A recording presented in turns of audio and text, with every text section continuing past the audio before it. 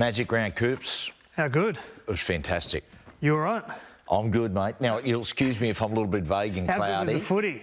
It was. See any? No, I saw plenty. What was the best part?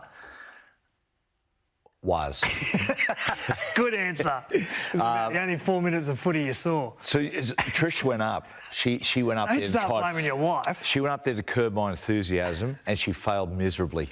But it was good fun. We had the family podcast live on the Saturday. Then we went across the road to Fletch and Hindy's 80s party, 150 Reg Reagans. So you got to Caxton Street, let's say lunchtime Thursday, and you left there just before your show on Sunday. Something like that. Something like that. You know the good thing about great thing about Magic Round, Coops, not one drama.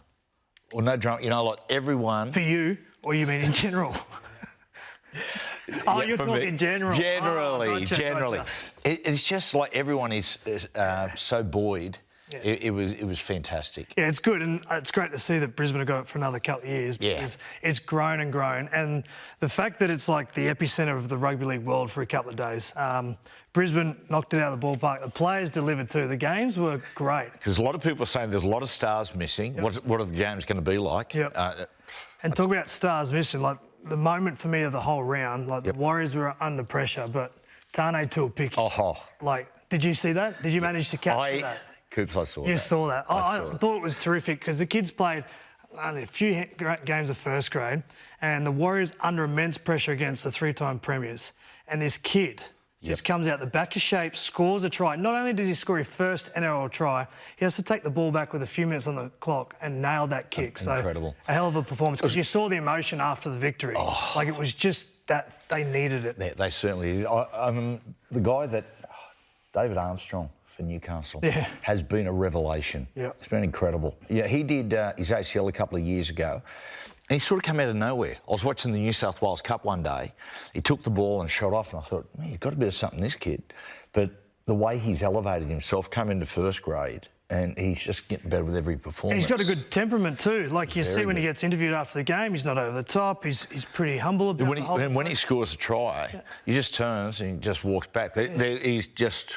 Boom, poker face. And you said they're on the upward trajectory last week, and the fact that Caelan's a star, right? But it's almost like, let's say Caelan's 10 out of 10. It's almost like every other player's picked up 1 point in their game to cover the loss. Yeah. Because they're doing all the little basic things that you need to. And if they can hold on to that and bring him back, maybe Armstrong stays in the team somewhere else, but it could be a blessing in disguise, really. Player of the round, Coop? Nicho Hynes for me. Awesome.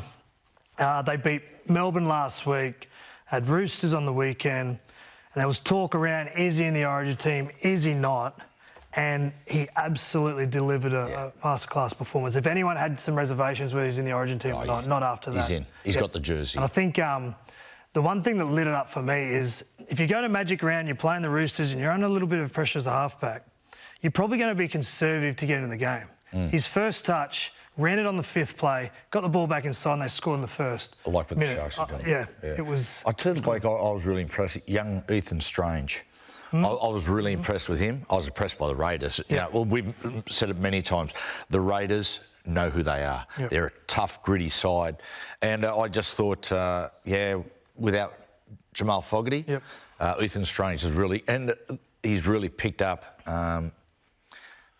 The thing I love about him, one of the things I really love, when he came into first grade, you see that neat left foot and he had really good acceleration, but now you see how he's using his speed and acceleration to enhance his ball play. Like put Hudson through, very, very clever. Slow, fast, get to the defence quickly and put Hudson through. He had good defence too, a couple of good tackles that got the ball back as well. And one of the performances of the weekend, because the 94 Raiders were in the house celebrating, and 2 sin bins around half-time. They're under pressure. Ricky signed an extension during the week. The emotion of everything came through and they would have had one hell of a party on Saturday. We'll talk about the 94 Raiders in a second. Tabuai-Fidow, watching him, how he runs, it is just... I reckon, you look at him and I'd love to see him like in a 200 metre or 400 metre. Like if he'd have dedicated himself to athletics, You look at it, just the way he moves, like he looks like a gold medalist. Yeah, I think anyone who lights it up look like they're doing it in second gear, right? And he was good and timely too, because a couple of the tries that he scored were crucial in the Tigers game. And the other thing too is some injuries, and he had to come back in case Origin and things like that. So Do you reckon Trey Fuller just a little bit of a fire under him? Yeah, just a little bit to come back and get the job done. Yeah. 94 Raiders. Great to see the 94 Raiders there. Yep. Let me run through their grand final team. It's pretty good. Talk to me. Brett Mullins, fullback. Wingers, Kenny Nagas and Noah Andruku. Centres, Ruben Wiki and Mal Meninga. They could really beat you. I would have get out of the road of those two, mate. You had Laurie Daly, Ricky Stewart in the halves. Up front, you had Quentin Ponga, rest in peace. Steve Walters. Interesting, Paul Osborne, I'll go back to that. Jason Tootsie Croker, Dave Ferner, Bradley Clyde. What was interesting about that side was that Johnny Lomax was up front for all the season, but he got suspended for the grand final. Really cruel blow to Johnny. And they put Aussie in there, Paul Osborne. And it was just, people looked and said, it's a surprise selection by Tim Sheens. Well, he set up the first 2 tries in the 20 minutes. Then he got subbed off. So certainly did his job. The 94 Raiders, and we've said this from the podcast, were far and away the best side I ever played against, Coops. One of the best in history, right? One of the best. I would have loved to have seen your 2017 side taking the 94 Raiders. No, I would have gone down that road of Wiki and Mal. They would have just strolled straight through for a hat-trick each. I'll tell you what they were good at, Coops.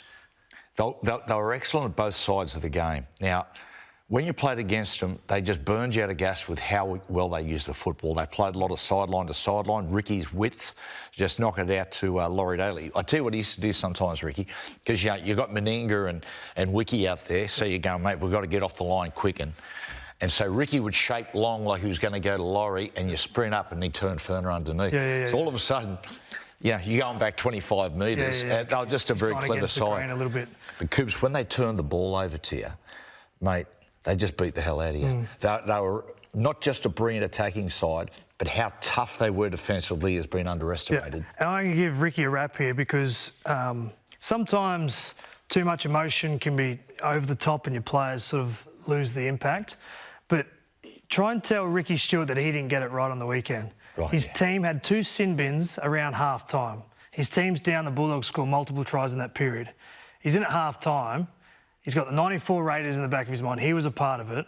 And it was a gritty, tough performance. Hudson Young comes up with Easton Strange, a couple of big plays, and they put it all together and they had the big celebration the next day. It was one hell of a weekend if you're a Raiders fan because they just keep doing it. Like you said, the DNA of the Raiders this year, they won't beat themselves. They're going to make it really hard for you to win. And if their back's against the wall, they actually go better. You know what I mean? They are. That is a hell of a quality to have. They might not have strike across all the park or whatever, but I tell you what, you take that most weeks.